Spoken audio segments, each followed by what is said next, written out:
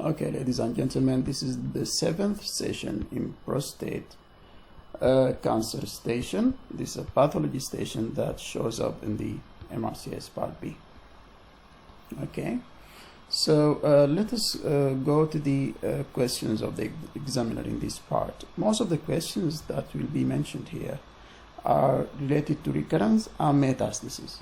Okay, so the first question, he is going to tell you a story. He's going to tell you that you did a radical prostatectomy, and after 6 months the patient's PSA is 3. We know that it should be less than 0.04, right? So it is 3 here, so it is very high.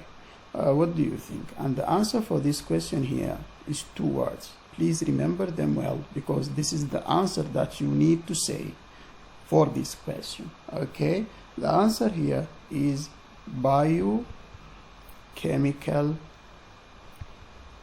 recurrence. Okay, you will see that this is because of the biochemical recurrence. Now we are going to explain more in this, but this is the golden answer for you. Okay, so why do biochemical recurrence happens? Okay, number one, this occurs because of the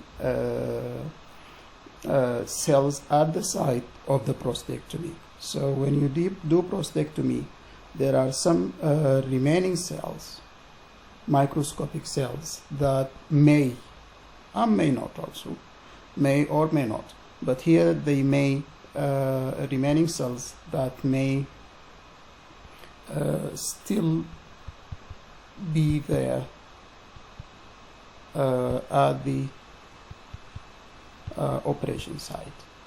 You have taken the prostate, but there are cells that are remaining there, and even if after radiotherapy and the operation, these cells stay there, and they grow up with time, and then after that the PSA will rise. So this is a sort of recurrence here, although you remove that, but the remaining cells are doing this. This is the first reason. Okay, the second reason is metastasis. Okay, mets usually go to the bones. Okay, and as usual they start low, and then after that they increase in number and size. So these cancerous cells also will produce more and more PSA. Okay, so the golden answer for you is biochemical recurrence, and these are the 2 reasons: either the recurrence at the site after operation and radiotherapy, or the metastasis to another site. Okay, well, now they are going to ask you which site is most commonly involved in prostate mets and its bones. Okay, and to be more specific, it is the vertebrae. Okay, but it can go to anywhere, anywhere, even through the blood vessels, or no problem. But it goes through the vertebrae, through the valveless venous plexus at that area.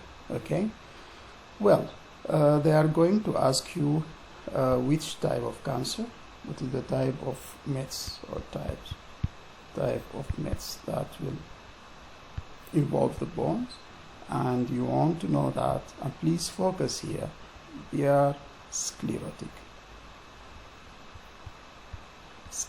type. Okay, these are sclerotic type. I'm going to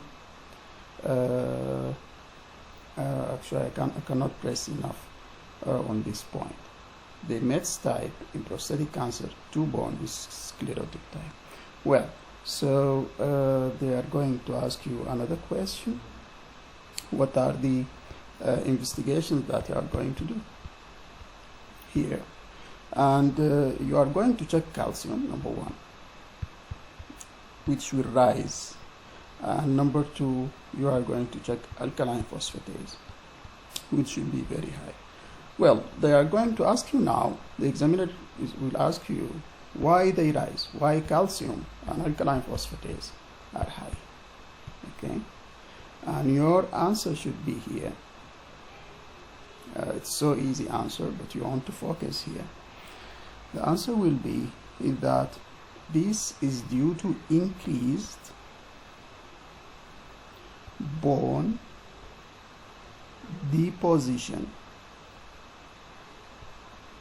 Okay, increased bone deposition due to increased osteoblast activity. Okay, this increase in calcium alkaline phosphatidyls are due to increased bone deposition due to increased osteoblast activity, and the increased osteoblast activity is the most important sentence here. Increased osteoblast activity. Okay, because osteoblast activity increase means that more lay down of bone, more production. Okay, that's why it is sclerotic, like onion or something like that, like peels. Okay, well, these are the questions for the myths and recurrence, and now we are going to go to the last session in this station.